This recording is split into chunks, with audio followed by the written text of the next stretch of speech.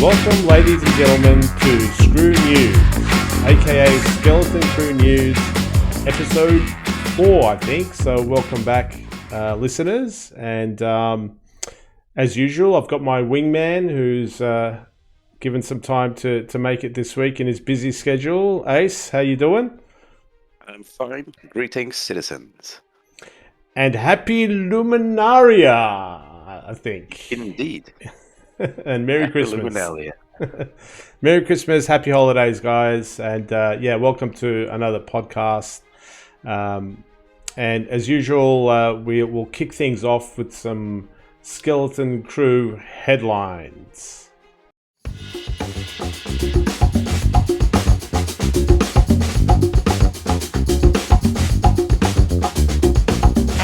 So welcome back to the headlines, and oh my god, this week, ladies and gents, I like to call them the Ion Wars or the Nerf Wars. And what a crazy week in Spectrum. Everyone's lost their minds. CIG are, if you like, balancing some ships. Namely the Ares Inferno, which was released, and now they've, if you like, nerfed it. They've also nerfed the turrets on the Redeemer, and Spectrum has blown up. Everyone's in on it. The Spectrum permanents are in on it. The big time streamers are wading into it on Twitter, on Instagram. It's just war is raging across the realm in Star Citizen this week. So I'll define what the nerf is, Ace, and then I'd like your thoughts and opinions on them. So we'll wade in as well and join in the fray. Why not? Guys, a big capital ship killer with size 7, with a massive size 7 cannon was, released and sold. And it seemed like a lot of people had a lot of success with the Ion. I'll share my experience with the Ion as well, on the receiving end of the Ion, and CIG, if you like, nerfed the gun in a way. So they nerfed it in the sense that they reduced the alpha damage that the cannon does by a significant amount, but they tried to balance it by increasing the rate of fire and the overall DPS. So the overall DPS actually went up, the alpha damage came down, but the rate of fire also went up. Add to that, in the PTU, now this could all get sorted out. In the PTU, I saw lots of videos of guys literally shooting dead onto a target, and for some reason this new cannon not hitting the target consistently, which was a little bit strange. But that could just be a bug and it could be fixed, I'm assuming. So all in all, they went from a very sort of accurate sort of single shot killer to this almost like a repeater type laser field, which wasn't hitting its target. And boy, did everyone blow up. Everyone, whether you're on this side of the fence or you're on that side of the fence, everyone blew up across Spectrum and other social media platforms. Also, what happened in the background was the Redeemer in the PTU. And again, don't forget, these are new ships. And we always say, when me and Ace present something, we always say this could change, right? Even when we talk about other ships, we're always saying this could change, this could change. I was listening to our old podcast and I was saying it about the Odyssey. I was saying it has capital components, it could change. So we kind of live and breathe this. We realize that anything could change. So at the same time, the Redeemer's size 5 turret speed got reduced to, I think, about 9 seconds for a 360 degree turn or a 180 degree turn. I'm not sure. Don't quote me, but it got drastically slowed down. So the size 5s can't track as well the smaller fighters and stuff. So there's these two camps that have formed. There's these camps that people believe are just light fighter freaks that have all complained, and people blaming streamers and stuff for complaining. I don't know if that's substantiated, or maybe a couple of streamers did, but I don't know. Streamers kind of tend to get a bit of the rough end of the stick. I think it's just I don't know. I don't know which streamers complained about it. I know some really good PvPers made videos of the Ion, kicking butt, but those PvPers make videos of them kicking butt in anything, to be honest. But Yeah. so there was one hand that's like, we're the light fighter guys, or we're streamers, we love light fighters, and now this Ion is kicking our ass. Please nerf the Ion. That's kind of one weird argument. And again, this is kind of all hearsay and noise that I was reading from the spectrum. And then the other side are the people that are very disappointed in the Ion now being nerfed, and they're mainly Ion owners that are complaining, and that makes sense because they bought the shit. And the Redeemer owners as well are very angry. And look, this community knows about nerfing and stuff. It's not like I want to keep away from like it's an alpha, everything's going to get nerfed argument, because that's the most obvious thing to say about anything. So why should we even talk about things? But so Ace, I want to bring you in here, man. I'm sure you've been experiencing this war that's been raging across the lands, and so what side of what's your take on this situation? I suppose let's start with that. I'm kind of in the middle of things because I can totally understand that you don't need one ship that can beat everything. And the Ion, in my opinion, was overpowered compared to other ships, and compared to its direct brother, the Inferno, it definitely was a little bit overpowered. Yep. You could just go in, click the mouse a few times, and everything else exploded. So yeah, I think it needed something to balance it out to some degree, because they're not dogfighters. They never were meant to be. So either decrease the rounds per minute or make it less accurate. I think making it less accurate was probably not the right choice for the kind of ship it's supposed to be.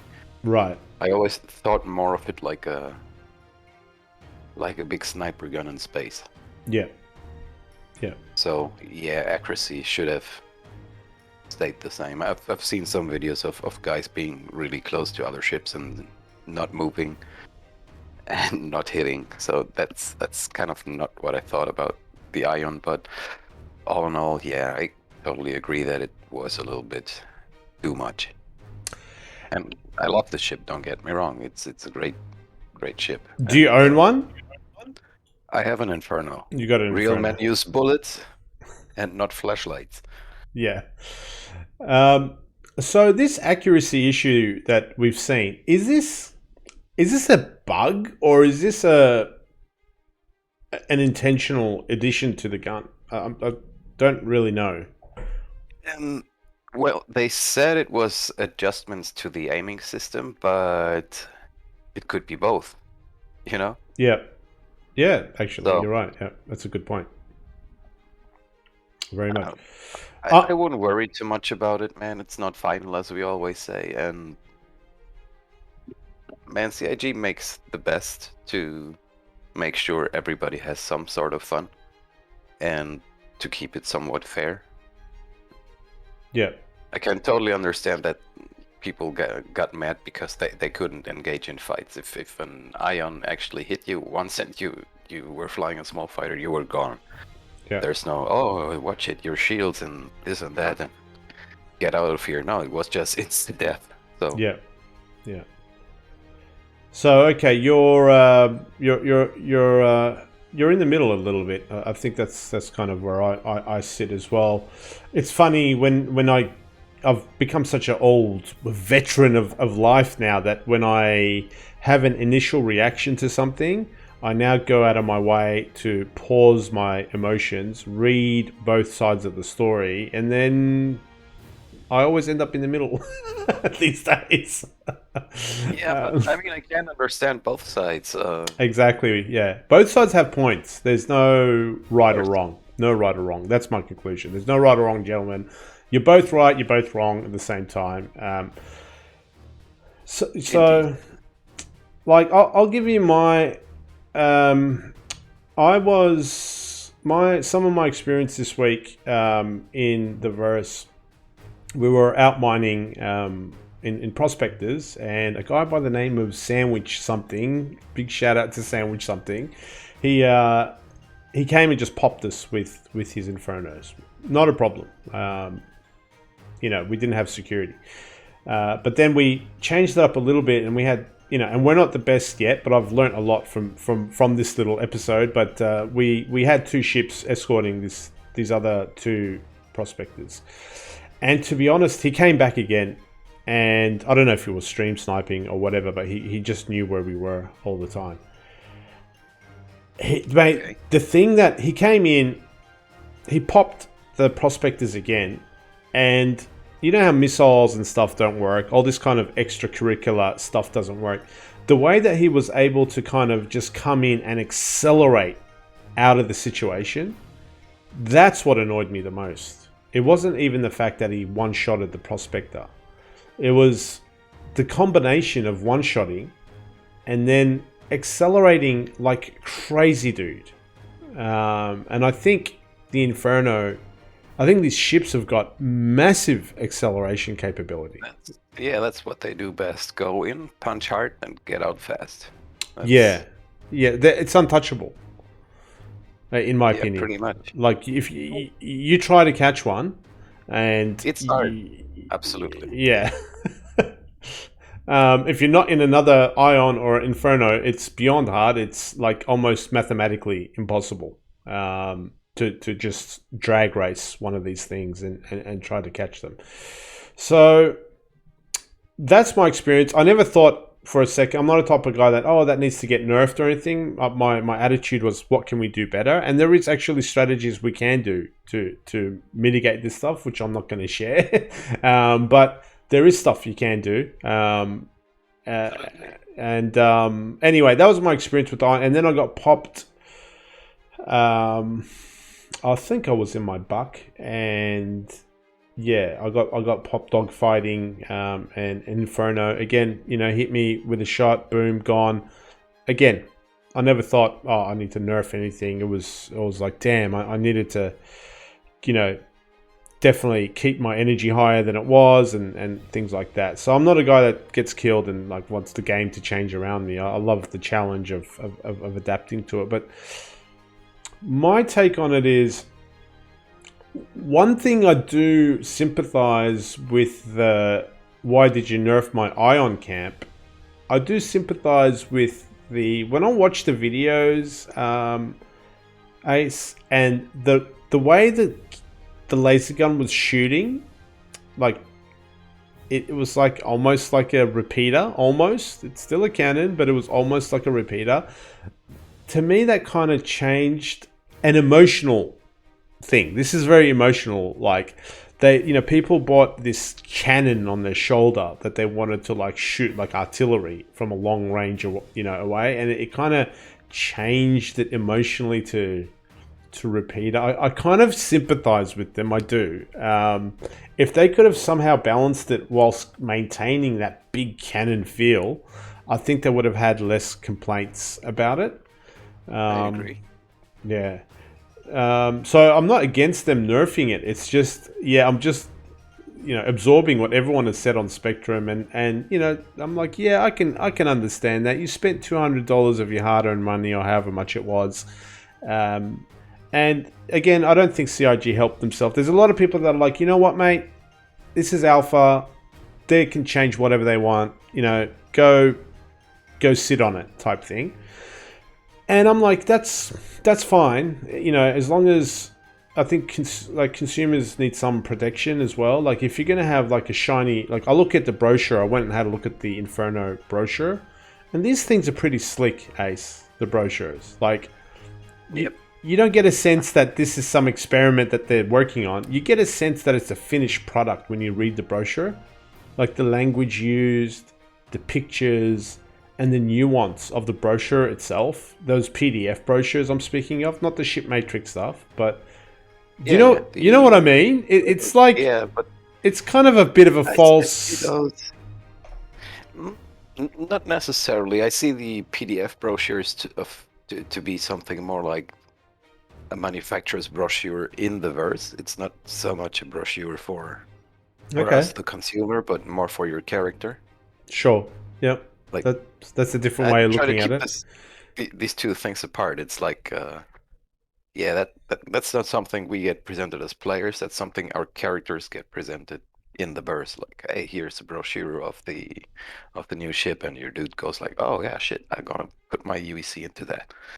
It's Okay. like Yep. I like Yep. to separate those two. Yep. Yep. We'll present both sides of the coin. So yeah, that's an interesting way of looking at it. Absolutely. For me, I feel the opposite. I feel it's for people that are new to the project. They'll read that and go, "Oh wow, this ship can do X, Y, and Z," only for it to to be fluid in development, which, like most other ships, are fluid in development. It's a tricky situation that CIG, this whole Star Citizen thing is like taking real money, changing things. You're always going to get complaints. I don't think that we're going to get to a stage where they can change a ship dramatically and everyone will just be like, hey, it's just the alpha, let's just move on. I think there's always new customers.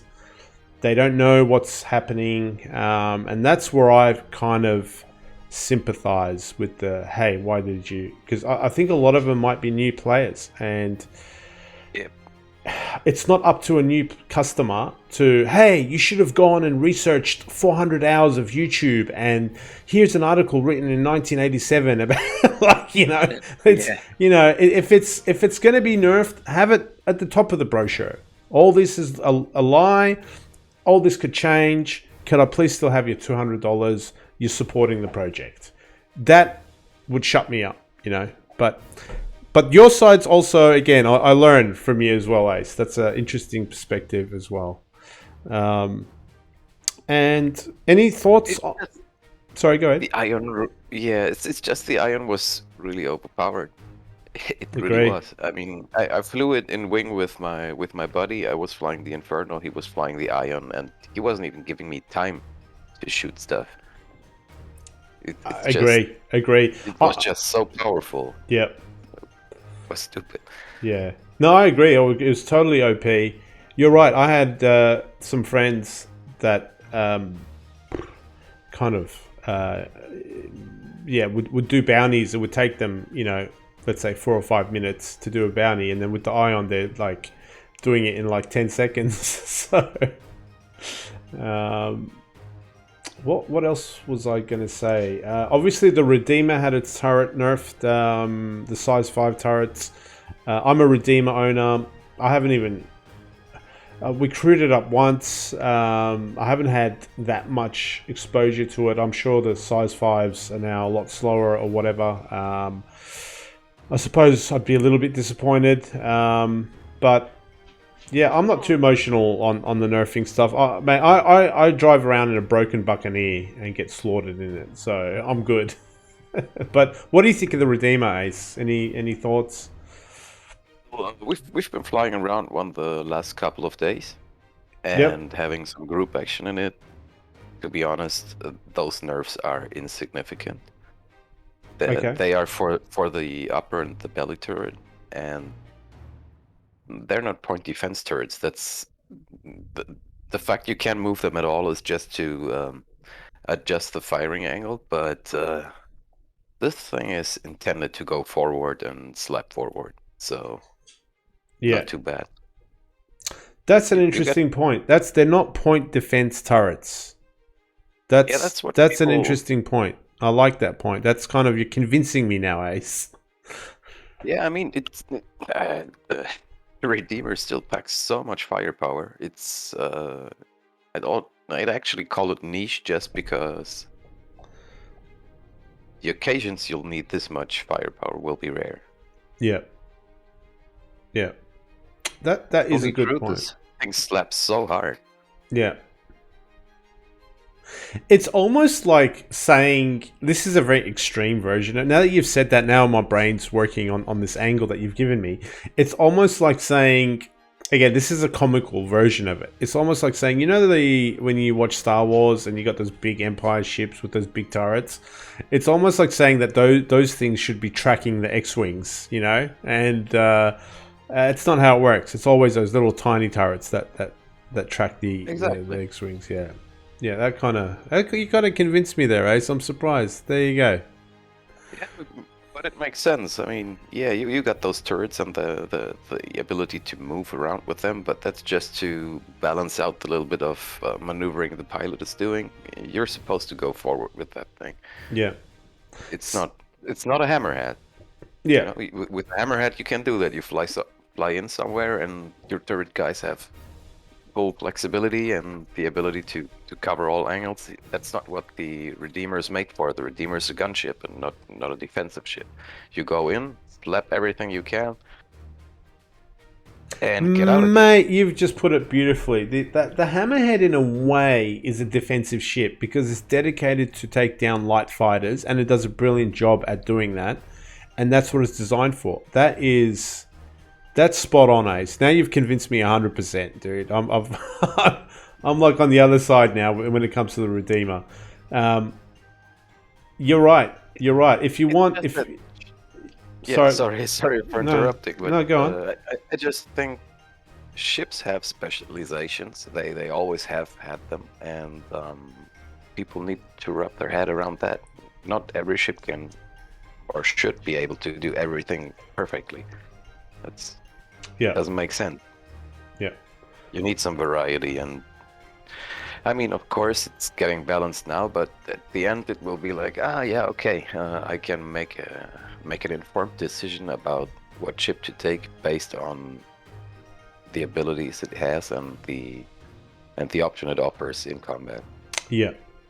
You know, as long there is this dubious piece, this misty piece, and you know me, I like to bring as much honesty. You know, I'm not going to sit here and just be a white knight, and I'm not going to be a hater. I want to bring everything to the table. Okay, that's how I think. I think nothing is black and white to me, and that's what I hope to bring to this podcast as well. Is these changes? I just hope. I haven't done any analysis, so I don't know, but I hope there's not a pattern of, because there's a 30-day refund period for consumers. And I just hope there's no pattern of, you know, nerfs always happening after 30 days. There was one Spectrum guy that brought up a very valid point again. He also got me thinking different angles. He was like, why are the ships never underpowered and they have to be buffed? Why are they always overpowered and have to be nerfed? And when do they get nerfed? Is it always after the 30-day thing? I don't really know. I haven't done any analysis. I'm just putting food for thought out there from the consumer side, from the why did you nerf my ship side. But I'm not in any way, I haven't done any analysis to bring to the table to say, no, 100% they consciously release a ship and they wait on the 31st day. They like, nerf the hell out of it, guys. We need to balance it. We don't want any refunds. So anyway, just food for thought, man. I want to bring the grey to the black and white. Cool. So yeah, Redeemer, that's such a good point, dude. If you want something that's just dedicated to killing fighters and stuff, then you're going to have smaller turrets, faster turrets, and that's not what the Redeemer's there to punch hard. It's got some defense turrets, I think size 3 turrets, which don't cover every angle of attack. But you know what? It's not a bloody mole. The pilot can roll the ship accordingly to try and minimize those blind spots while it's getting attacked. Definitely can, yeah. Cool. All right, so me and Ace are in the middle, guys. Actually, Ace, I think you're kind of not really split down the middle. I think we're both not really split down the middle. We're both okay with the nerfs. We agree that the Ion's OP'd. We're very comfortable. I'm very comfortable with the Redeemer nerf now that Ace has given his case. I think good valid points. I think with the Ion, I'm a little bit more iffy, but I do agree that it had to be nerfed. I was just going to maybe add, maybe there was other ways of nerfing the ship. I'm still very uncomfortable with the acceleration. I know it's meant to go in there and get out, but I mean, a lot of ships would want to go in there and get out type thing. Like the way that this is so much faster than, or the acceleration so much more than other ships. When I felt it, and I was in a Buccaneer, and you know that's got 2 huge engines and nothing much else strapped to it. And this thing was just flying away from me. I was powerless, and I was like, I can't do anything with this thing.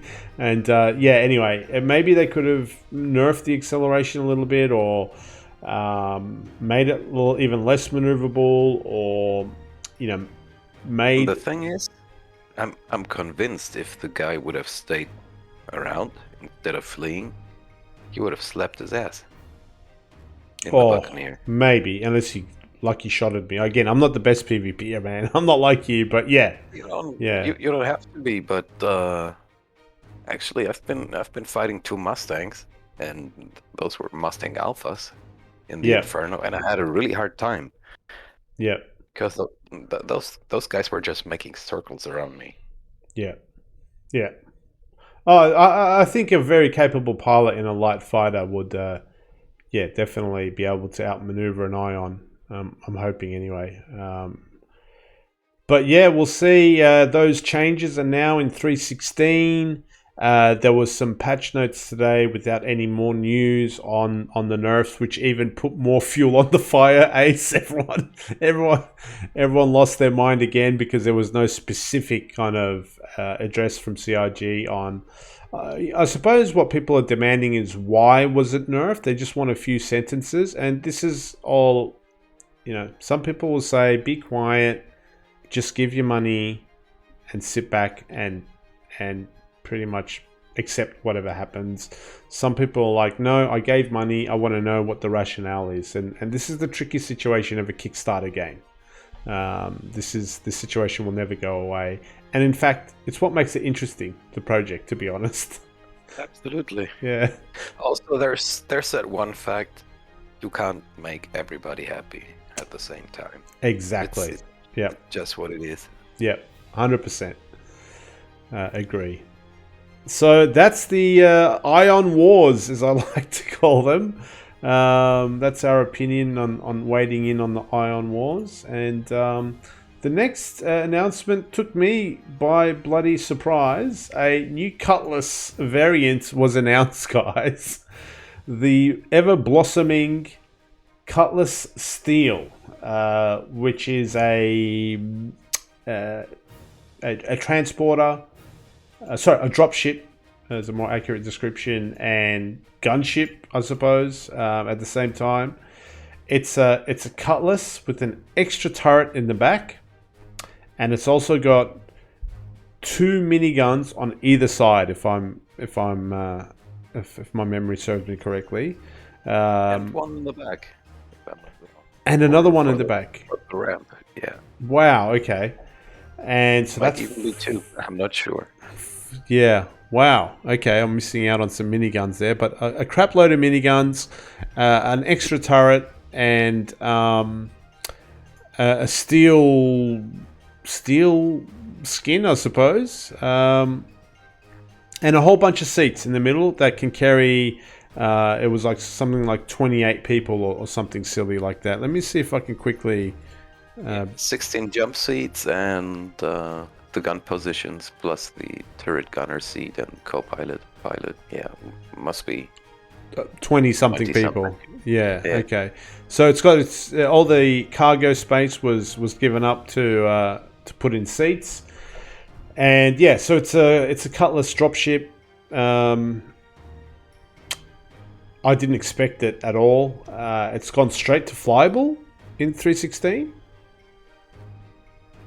Has it? I didn't play the PTU at this time, so I'm only saying that because I saw pictures on Twitter. So it might well have gone straight to flyable for for PTU. 316. Yeah, I'm pretty. I think they wanna have it in place for Jumptown. So Yep. probably. Yep. Yep. Um. So, what are your thoughts on it, Ace? I fucking love it. Okay. Like in so many ways. Like Yep. first of all, it's Drake, which is very lovable in itself. Next up, it's a team ship. It's to play with your buddies and have fun in it. So I welcome it very much, and it looks like a bucket full of fun. Some people call it the Cutlass party bus. Yeah, I mean it is. And if you look at it from the other side, there's your chance to use your IM to pop the server population with 2 shots. So there you go. Yeah, absolutely. You load it fully. That's it. That's a lot of people. I'm just trying to look for it on the ship matrix, but I can't see it at the end. So I'm wondering if they added it to the Cutlass variants section, maybe. Cutlass. It's not only the Gatling guns. That rear turret is technically speaking a second hard point, Right. which is also attractive. And I mean, you don't have to use the 16 jump seats if you don't want to. It's still a pretty effective ship. The Cuddies were always very effective and versatile little ships. So Yeah. it's having its place, and Yeah, I feel the Cutlass is struggling now. It was always versatile. It's versatile in the sense that, yeah, you can put a vehicle in it, you can put your friends in it, you can do some trading in it. I feel as soon as you engage someone in combat, you're in deep trouble.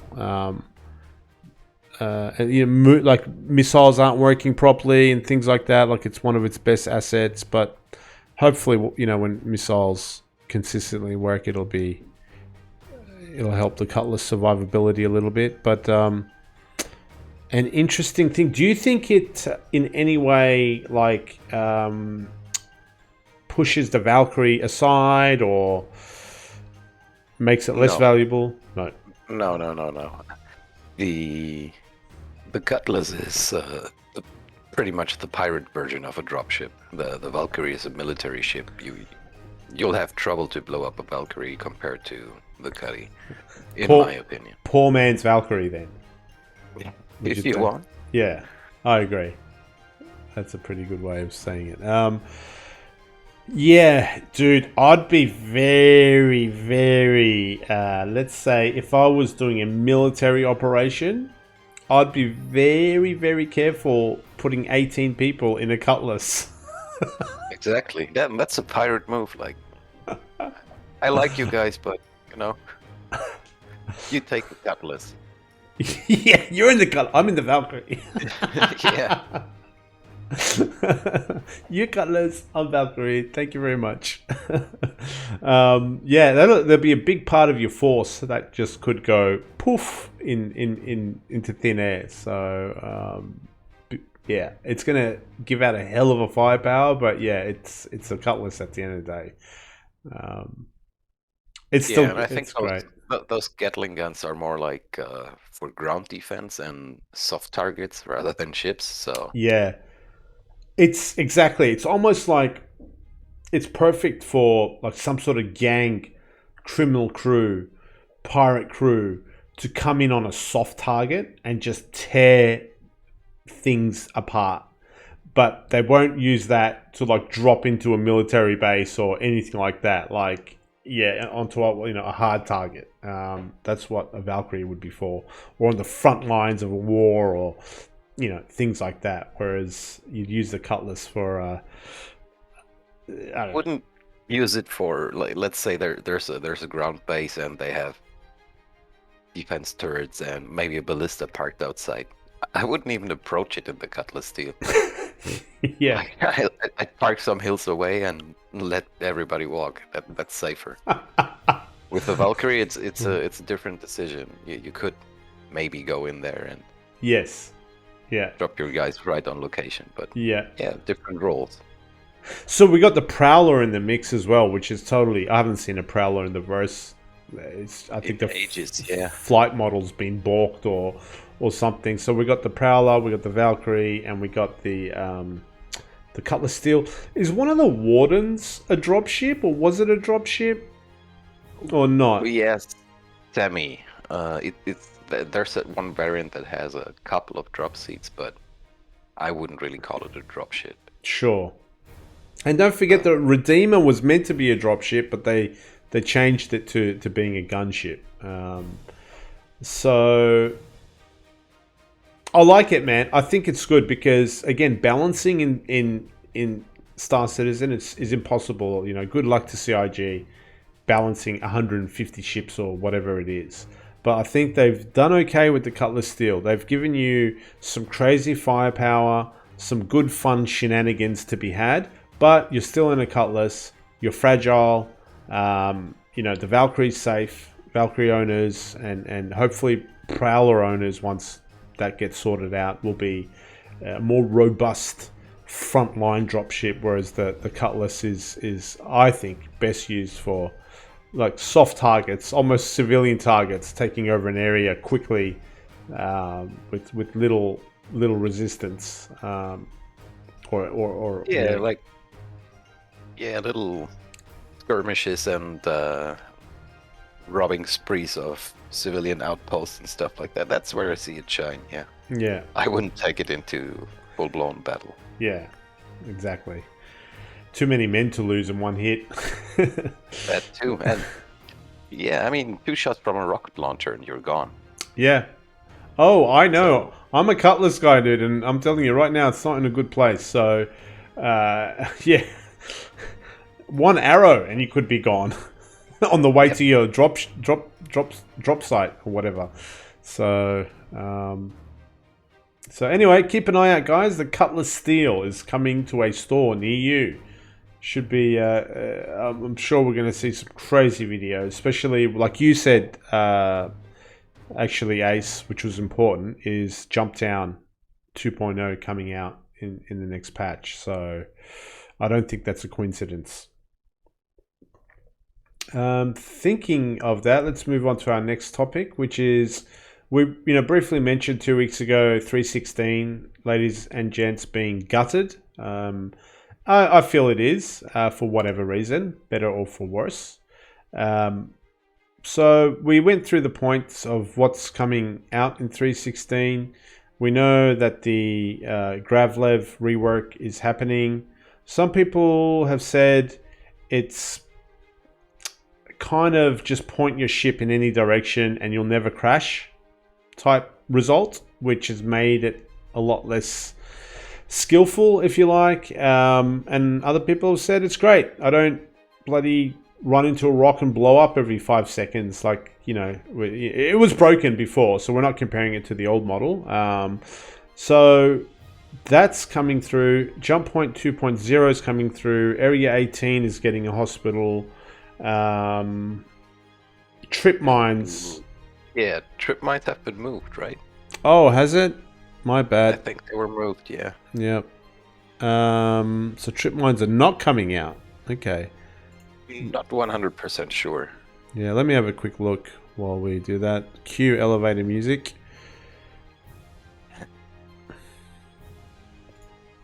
Release view. 316. All right, welcome back.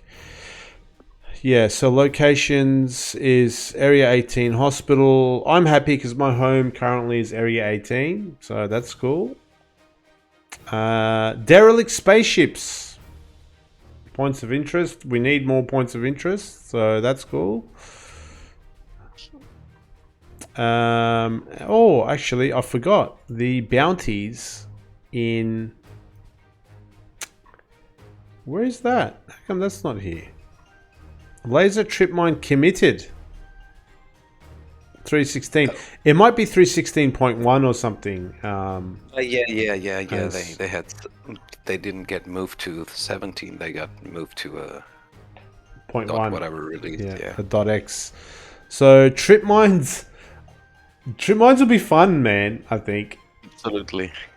I'm Like, curious to know how the crime stat thing will work with those, because I, for my part, am going to fill a backpack and leave them everywhere I go.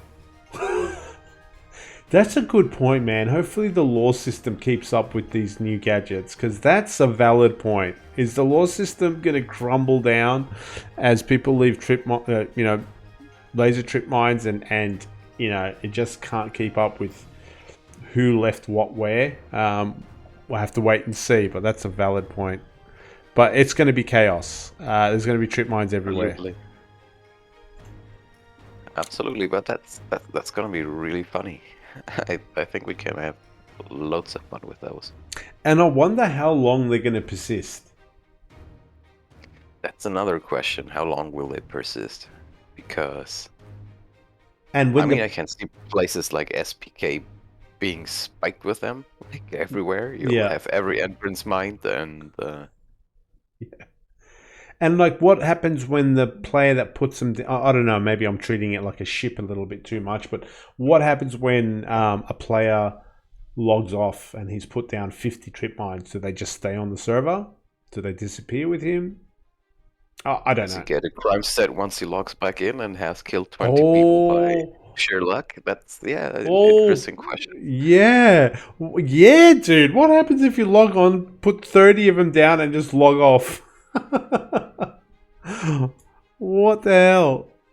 Next time you log in, you get like a crime set 25 and have to spend the next 2 months in jail. Yeah, well, don't play with mines. I'm just happy I'm not that I can code or understand programming in any way, but I'm happy I'm not the guy solving these problems, because these are next level problems. So Jumptown 2.0 as well is coming. So that's already, I think, was out in PTU. Are you excited for that? Absolutely. Every event is fucking amazing. And this one's going to bring players will be colliding at these spots continuously. I'm hoping. I gotta be honest, I really enjoy PvP. It's one of the most engaging and tasking things you can do in Star Citizen, so I very much welcome it. Me too, man. Awesome. Yeah, you don't have to be. You don't have to say, "Oh, to be honest, man." The PvE content doesn't hold anything in my mind at the moment. It's all just tech demo stuff. So for me, it's encountering another player. When I do logistics, I want to get attacked by another player. When I mine, even though that guy nailed me, I welcome getting attacked and trying to stop it. It's what pumps the adrenaline. It's about, yeah. Until I hope it's not just what it's about, but I hope the PvE actually gets better and better and better and better to a point where that also gives you some adrenaline rush, because it would be disappointing if it doesn't. But there's a long way to go for that to happen. So yeah, Jumptown largely depends on the difficulty of the AI at the moment, because I don't know if you have noticed, but I personally think that if you go total criminal and start attacking the AI, it's way harder to fight those guys than to fight the bounties, the bad guy AIs. Yeah, there's that. Once you have the crime set 4 or 5 going, you might be attacked by UEE hammerheads. Yeah, and those guys actually hit. It's not like they, the usual hammerhead that's shooting into your general direction, but not really at you. Yes. But that's not the case if the UEE is manning those. Okay. There's a significant difference to be noticed, and okay, which makes being a criminal interesting, because it's like playing the hard mode of the game. Yeah. If you want. Yeah. So I wouldn't say it's too easy. It's just they have to balance it out for people who are not like yet great combat pilots, I guess. It's got to be fun for everybody. Yeah, I don't think the AI is anywhere near completion at all. No, that like is also the case. Yeah, like I don't think they can even they're gonna fly in atmosphere. Let's see how they fare. Like, are they going to be hitting mountains and falling into valleys? I don't know yet, but I want to be flying low just to make sure they do. yeah, and that is a long way to go. I think the AI. I've got no. I believe in. I trust. I absolutely trust in what you're saying that it's harder, but at the end of the day, I can go bounties, and the biggest threat to me is asteroids. Yeah. It really is, man. I can for Yeah, hours you're just, kill 150 people, and not even like flinch. And then I get into my first PvP battle and just get annihilated, which means that the PvE stuff is not even teaching me anything about combat because these guys are so bad. And yeah, they mainly just joust at you shooting. That's what they usually do. Then turn around once they flew past you. Yeah, that's a big question mark for me at the moment that I'm hoping slowly starts to improve. But anyway, enough of that.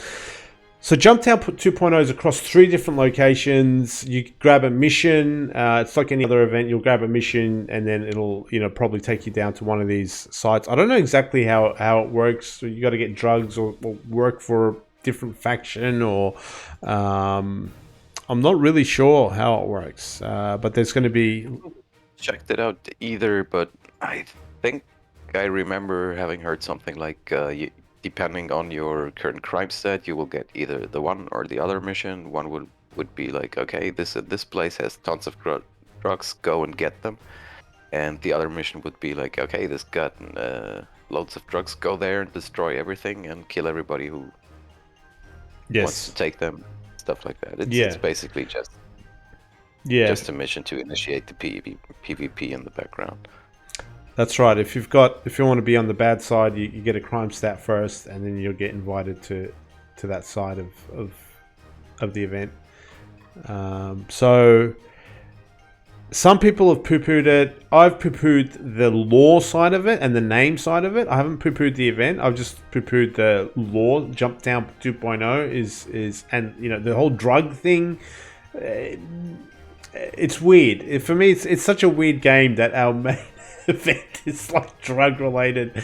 It's kind of cool in a way. It's kind of badass. It's like a drug event. It's like, imagine in WoW. It's like, there's an event, a Christmas event where we need to, ship 800 kilograms of cocaine from the land of the elves to the land of the dwarves.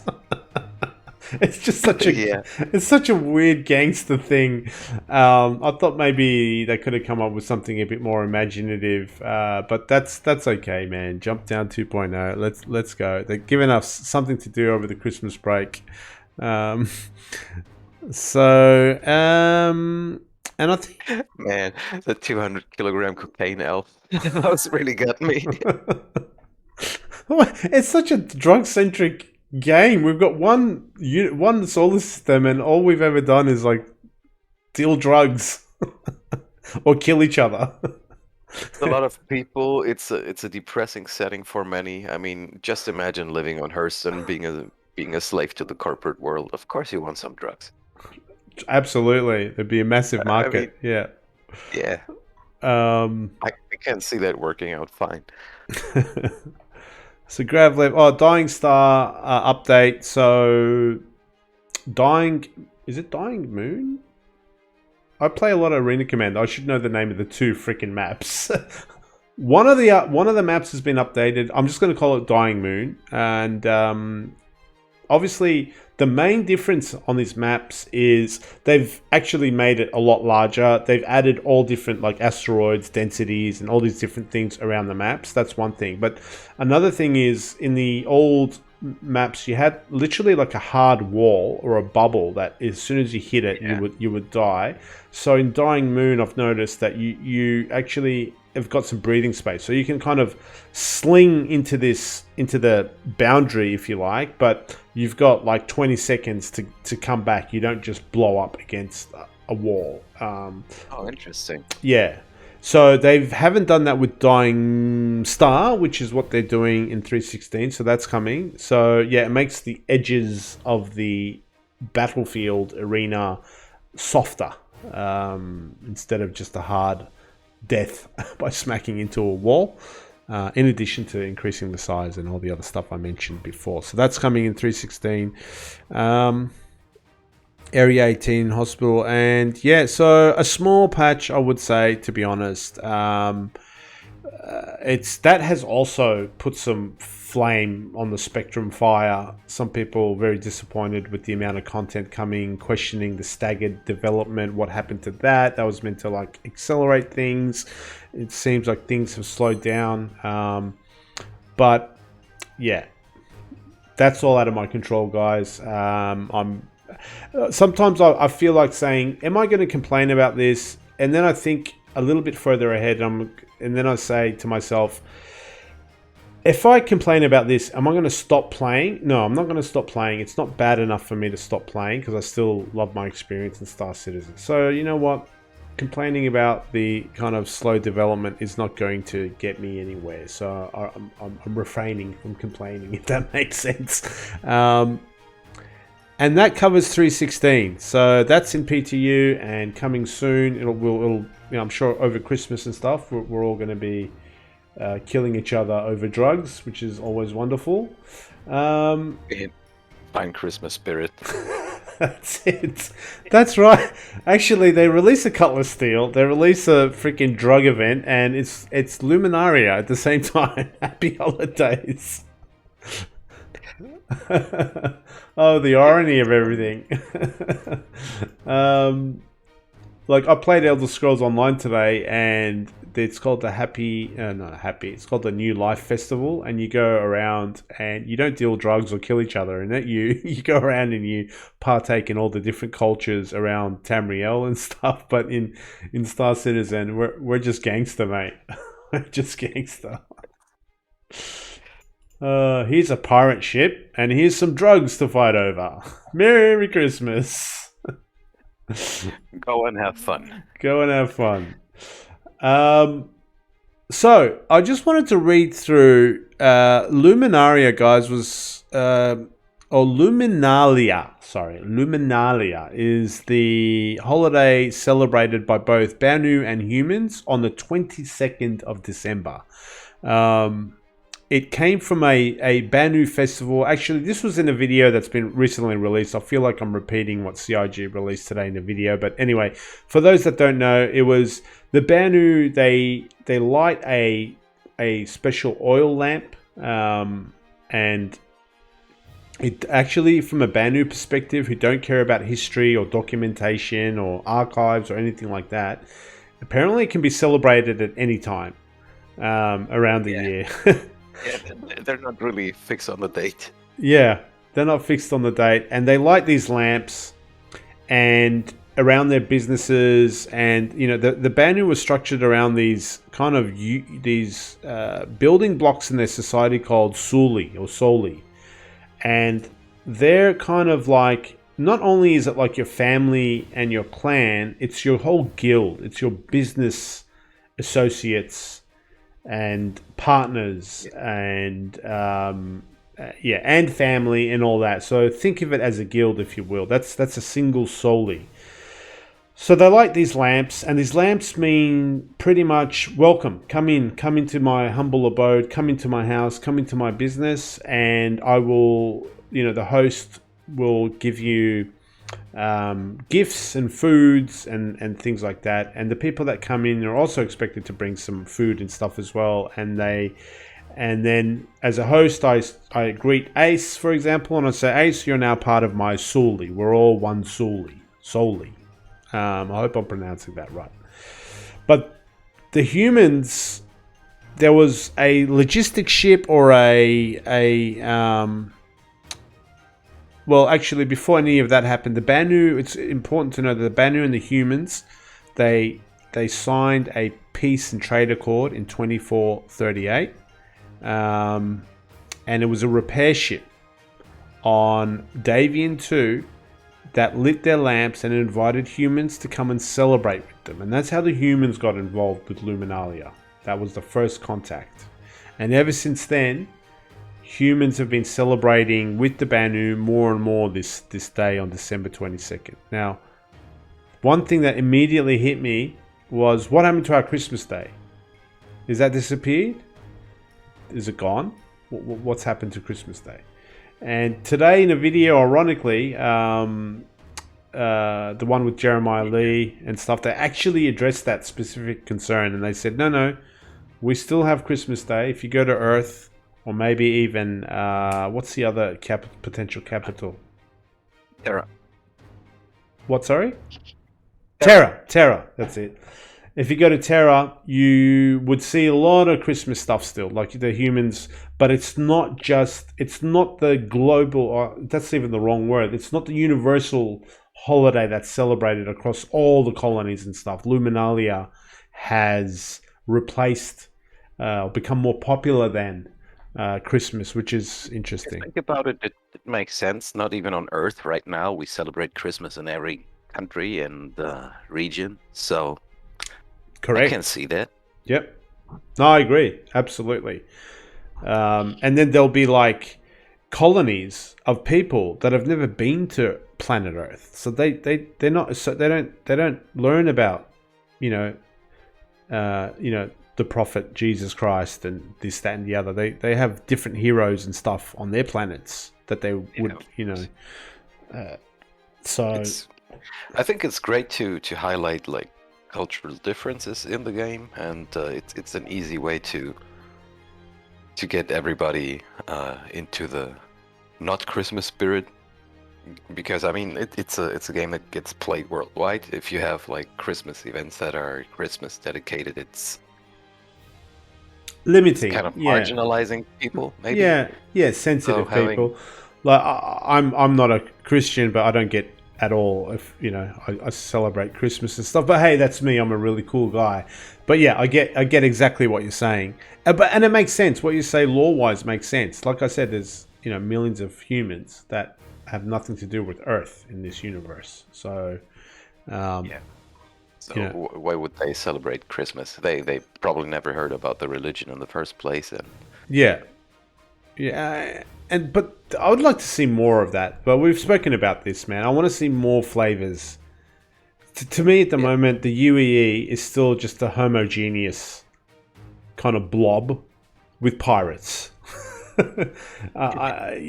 I want to see more stories, more distinct cultures, human cultures that are really distinct and have different traditions, and instead of just badass pirates. It'll get there, because I think Pirate Nix is going to change the feel of the verse a lot. Yeah. On one hand, you'll have that completely lawless system where everybody's gangster, and then you'll have the Three People Alliance in Nix. Like the guys who said, "No, fuck you, we want to be independent. We're gonna do our own." That's the Delamar guys, yeah. Yeah, exactly. Exactly. Not Lorville, Levski. Oh, Levski. Yes. The Three People Alliance. That's gonna be really interesting. Yeah, they're interesting. Absolutely. And even one of the maps on Star Marine, dude, is the Good Doctor. Is a story behind one of the maps. Is that Doctor went rogue, and he was on some planet, and he disconnected from the UEE and created a cult, and that's what the Good Doctor is, the actual map. So that's kind of again along the lines of stuff that I'd love to read more on and from the lore team. But back to Luminalia. So Earth officially recognized Luminalia in 2557. Wait, what year are we in now? 2951. Okay, yeah, so about 400 odd years ago is when it became important. And it's a very commercially based holiday. Like the Banu give gifts to people, because Banu are all about business. They give gifts. They'll give gifts to you, so you've got something to sell, not something to value the gift, but actually to boost the economy, to keep so you can on-sell these gifts to someone else. So purely commercial holiday. And when I say commercial, I don't mean from a Banyu perspective. I don't mean it's an exploitative commercial holiday. No, they wish you good business in this kind of sense. Like here, that there's a little present, so you'll always have something to sell and won't be. Exactly. Yeah. Yeah. Yeah. But it was interesting today's video when the humans kind of start celebrating this. Of course, we want to exploit the bejesus out of it. we went and did the human thing. Yeah. Like, okay, how can we make money with this? Yeah. So I'm wondering if it's like the Star Citizen, like Black Friday day almost, in the sense that, you know, all these shopkeepers and businesses, they kind of inverted it.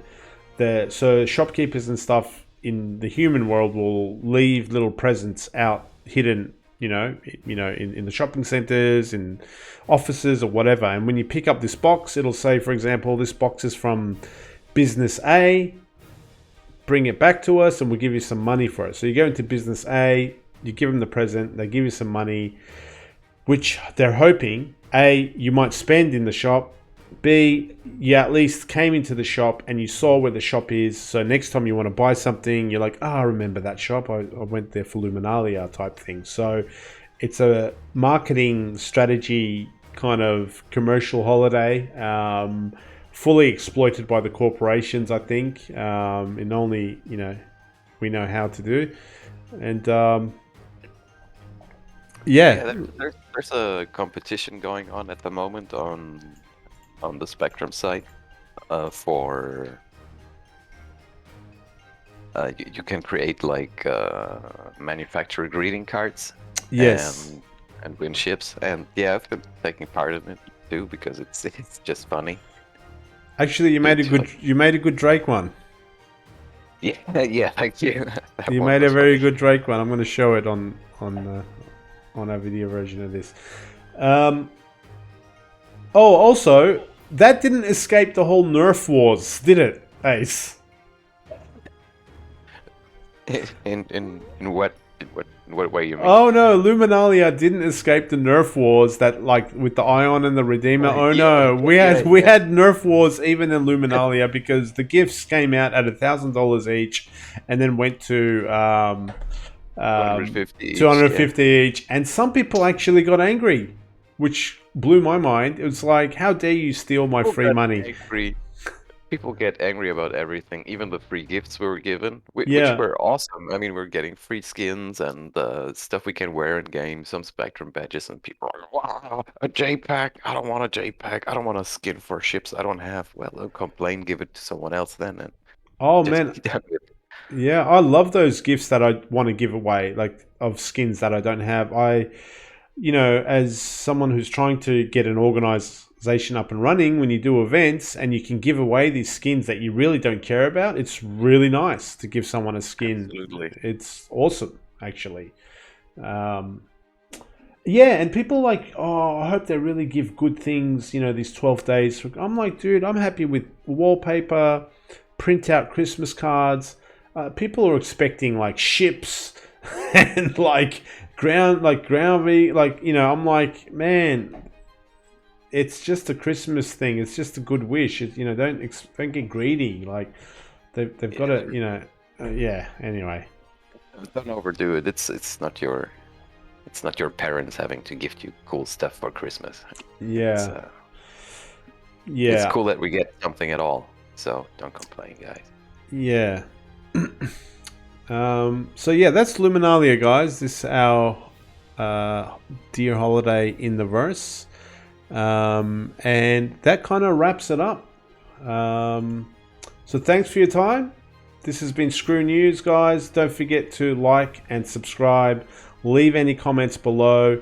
If you've got any questions that you'd like to ask us on our opinions on the verse, on ships, on life, and anything in between, you can @ me at Mozsta69 on Twitter, or you can leave a comment below in our video. We're across all kind of major podcasting platforms as well. We're on Spotify, we're on podcasts, the podcast app for Android, and obviously we're on YouTube. So thanks for your time, guys. Thank you. Happy Luminalia. Don't worry about the nerfs, and see you next time. Thank you, Ace. Thank you, Moss.